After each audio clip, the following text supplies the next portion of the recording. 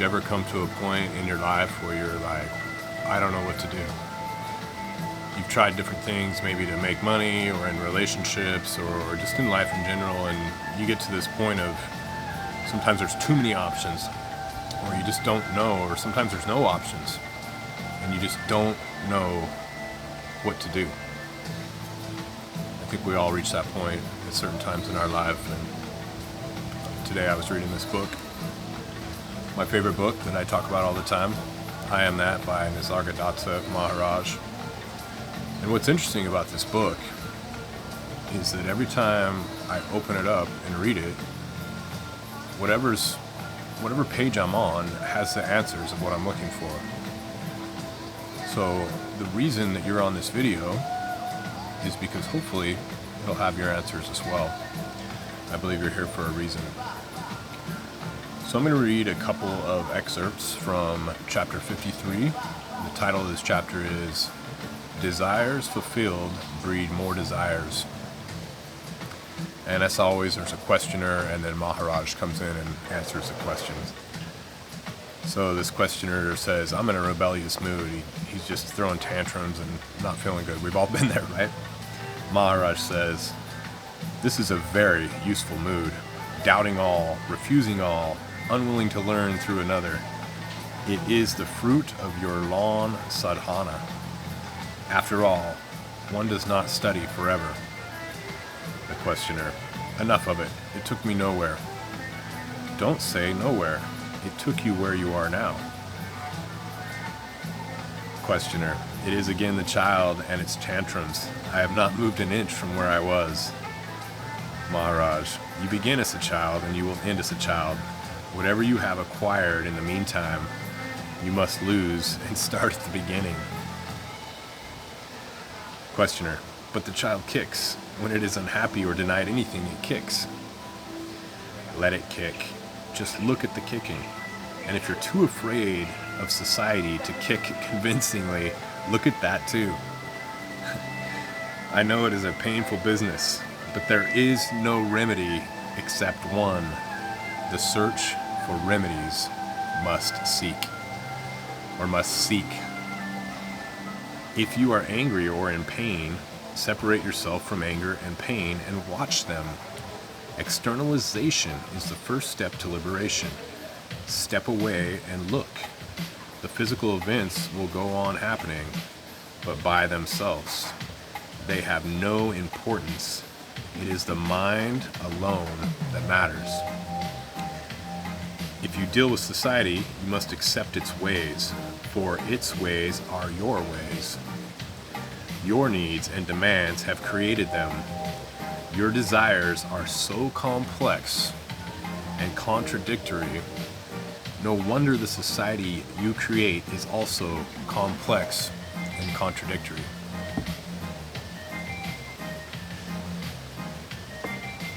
Questioner says, I do see and admit that the outer chaos is merely a reflection of my own inner disharmony. But what is the remedy? Maharaj, don't seek remedies. Questioner, sometimes one is in a state of grace, and life is happy and harmonious. But such a state does not last. The mood changes and all goes wrong. Maharaj, if you could only keep quiet, clear of memories and expectations, you would be able to discern the beautiful pattern of events. It is your restlessness that causes chaos. For the full 3 hours that I spent at the airline office, I was practicing patience and forbearance. It did not speed up matters, Maharaj. At least it didn't slow them down, and your kicking would surely have done. You want immediate results. We do not dispense magic here. Everybody makes the same mistake, refusing the means, but wanting the ends. You want peace and harmony in the world, but refuse to have it in yourself. Follow my advice implicitly, and you will not be disappointed. I cannot solve your problem by mere words. You have to act on what I told you and persevere. It is not the right advice that liberates, but the action based on it. Just like a doctor who, after giving the patient an injection, tells him, "Now, keep quiet, do nothing more, just keep quiet." I'm telling you, you have got your injection, now keep quiet, just keep quiet. You have nothing else to do. My guru did the same. He would tell me something and then say, "Now keep quiet." Don't go on ruminating all the time. Stop. Be silent. Questioner says, "It's all theory which does not fit the facts. I'm returning to Europe with nothing to do there. My life is completely empty." Maharaj, if you just try to keep quiet, all will come. The work, the strength for the work, the right motive. Must you know everything beforehand? Don't be anxious about your future. Be quiet now and all will fall into place. The unexpected is bound to happen, while the anticipated may never come. Don't tell me you cannot control your nature. You need not control it. Throw it overboard. Have no nature to fight or submit to. No experience will hurt you, provided you don't make it into a habit. Of the entire universe, you are the subtle cause. All is because you are. Grasp this point firmly and deeply and dwell on it repeatedly. To realize this as absolutely true is liberation. Questioner says, "If I am the seed of my universe, then a rotten seed I am. By the fruit, the seed is known." What is wrong with your world that you swear at it? Questioner, "It is full of pain." Maharaj, nature is neither pleasant nor painful. It is all intelligence and beauty. Pain and pleasure are in the mind. Change your scale of values and all will change. Pleasure and pain are mere disturbances of the senses. Treat them equally and there will be only bliss. And the world is what you make it. By all means, make it happy. Only contentment can make you happy. Desires fulfilled breed more desires. Keeping away from all desires and contentment in what comes by itself is a very fruitful state, a precondition to the state of fullness.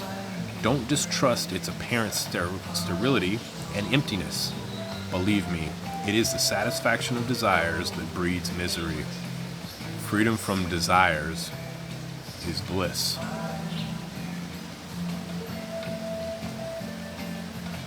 Questioner, there are things that we need. What you need will come to you if you do not ask for what you do not need. Yet only a few people reach this state of complete dispassion and detachment. It is a very high state, the very threshold of liberation. The questioner says, "I have been barren for the last 2 years, desolate and empty, and often I was praying for death to come." Maharaj, well, with you coming here, events have started rolling. Let things happen as they happen. They will sort themselves out nicely in the end. You need not strain towards the future. The future will come to you on its own. For some time longer you will remain sleepwalking, as you do now, bereft of meaning and assurance. But this period will end, and you will find your work both fruitful and easy. There are always moments when one feels empty and estranged. Such moments are most desirable, for it means the soul has cast off its moorings and is sailing for distant places. This is detachment, when the old is over and the new has not yet come. If you are afraid, the state may be distressing, but there is really nothing to be afraid of. Remember the instruction. Whatever you come across, go beyond.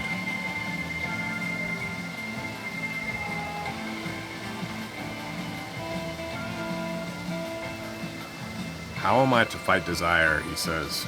There's nothing stronger. This is the final paragraph. It's really powerful.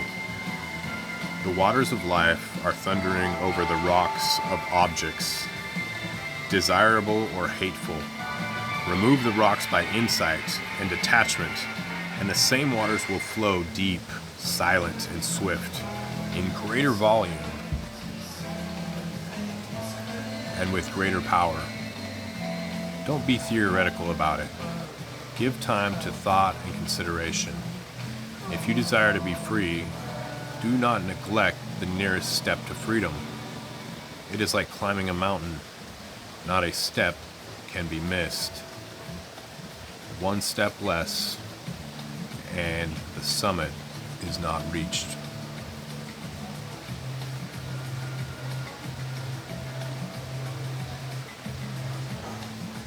Let me know what your thoughts are. Drop them in the comments. I found that passage incredibly powerful, incredibly beautiful.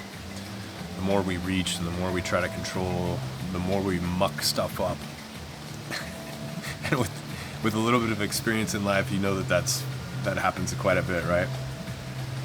So it's silence and stillness, and just allowing yourself to be. And there's a force out there that's much more intelligent than we are. All we have to do is stop getting in the way of it. Know thyself and be free.